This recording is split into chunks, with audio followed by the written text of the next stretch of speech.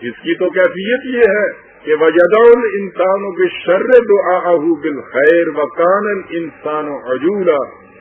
انسان اپنی ہلاکت سامانیوں کو بھی اس طرح آوازیں دے دے کر بلاتا ہے جس طرح اسے اپنی منفعت بخشیوں کو بلانا چاہیے، اس لیے کہ یہ بے حد جلد باز واقع ہوا ہے، اپنے جذبات سے مغلوب ہو کر جھٹ سے اپنے لیے ایک فیصلہ کر لیتا ہے اور اتنا بھی نہیں سوچتا کہ وہ اس کے لیے تباہی کا موجب ہوگا۔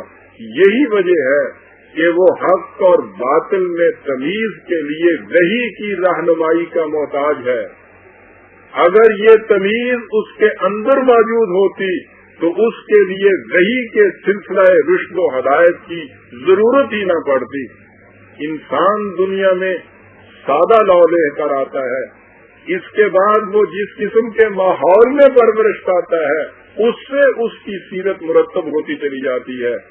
جن باتوں کو اس معاشرے میں معیوب سمجھا جاتا ہے وہ بھی انہیں معیوب سمجھتا ہے، جنہیں وہ معاشرہ مستحسن قرار دیتا ہے وہ انہیں اچھا سمجھنے لگ جاتا ہے۔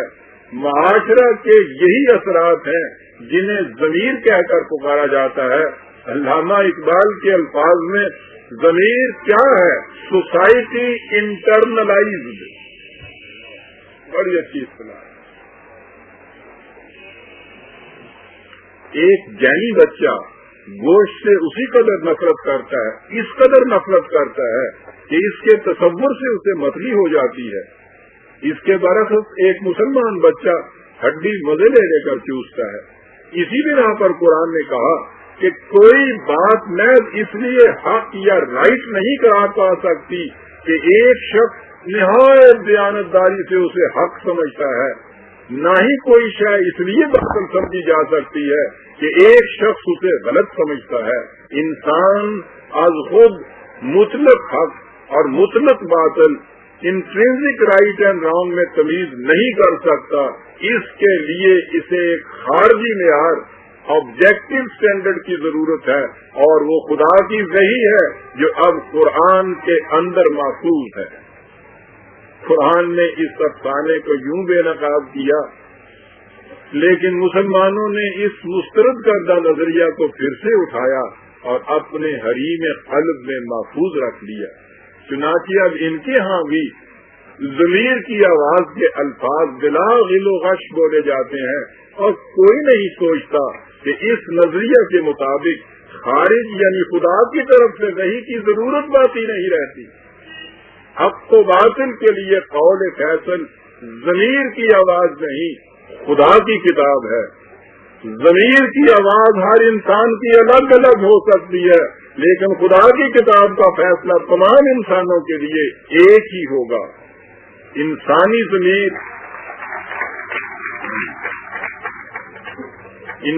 ضمیر صرف اس بات پر ملامت کرے گا جسے وہ معیوب سمجھتا ہے، لیکن یہ تو ضروری نہیں ہے کہ جس بات کو ایک فرد کا ضمیر غلط یا معیوب نہ سمجھے وہ صحیح ہو۔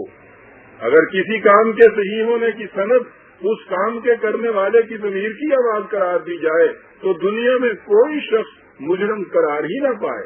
ایک ڈاکو، ایک قاتل، ایک راہزن، ایک ٹھگ اپنے اپنے ضمیر کی آواز کے مطابق کام کرتے ہیں، اور جب دنیا یا عدالت انہیں مجرم قرار دیتی ہے تو وہ انہیں مطعون قرار دیتے ہیں اور اپنے دل میں مطمئن ہوتے ہیں کہ ہم نے غلط کام نہیں کیا، انہوں نے ہمارے ساتھ زیادتی کی ہے۔ اور عقل ہیلا کو ان کے برسر حق ہونے کے لیے ہزار دلیلیں، ہزار جسٹیفیکیٹری ریزن مہیا کر دیتی ہے۔ برادران عزیز، کون سا سرمایہ دار ایسا ہے جس کا ضمیر اسے اس بات پر ملامت کرتا ہے کہ وہ ہزاروں مزدوروں کی محنت کا محصول اپنے گھر کیوں لے جاتا ہے؟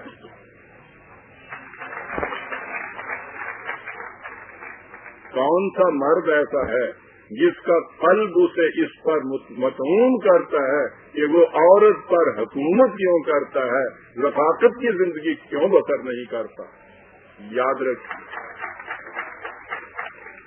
یاد رکھیے صحیح راستے پر وہی چل سکتا ہے جو اپنے ضمیر کی آواز کو نہیں بلکہ وحی کی آواز کو حق کی آواز سمجھے۔ हमने ज़मीर के अफसाने को इसलिए सीने से लगा रखा है कि हम अपनी मनमानी कर सकें और खुदा की किताब को अपने मामलात में हकम तस्लीम न करें।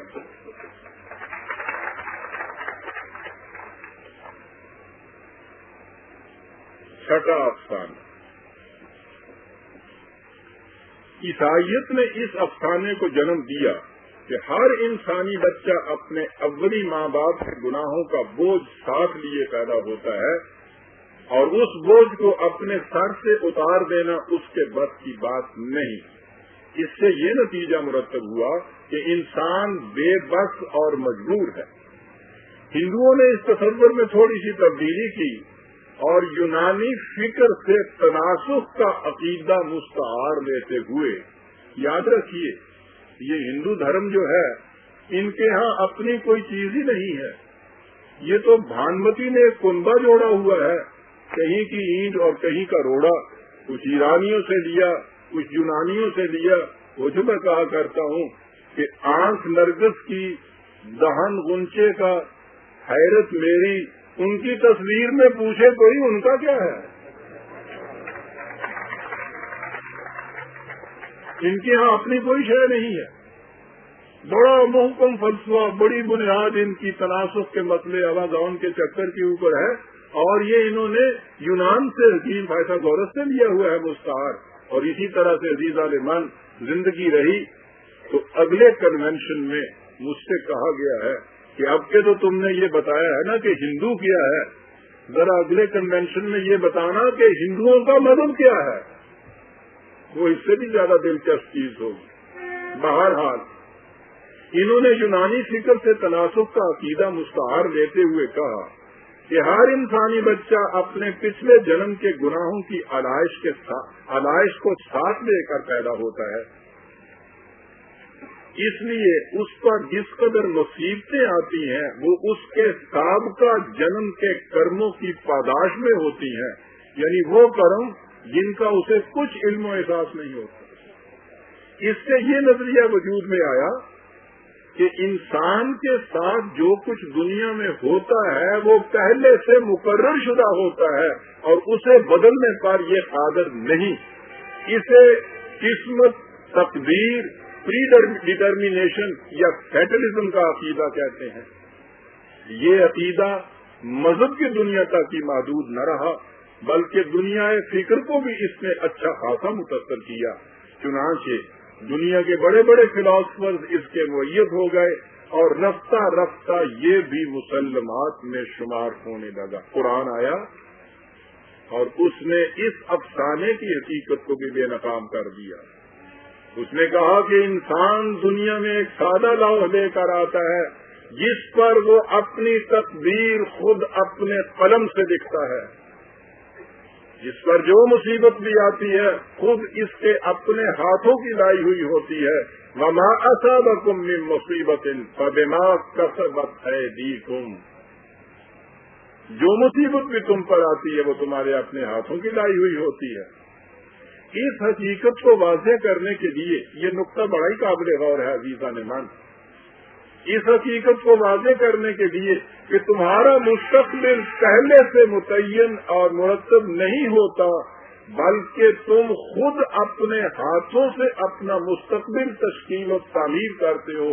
कुरान करीम एक जामे इस्तिलाह इस्तेमाल करता है और वो इस्तिलाह है मा क़द्दमत ऐदियकुम, जो कुछ तुम्हारे हाथ पहले से भेज देते हैं वही तुम्हारे मुस्तक़बिल की तश्कील करता है। ये जाहिर है कि इंसान का अमल पहले सरजद होता है और उसका नतीजा बाद में बरामद होता है।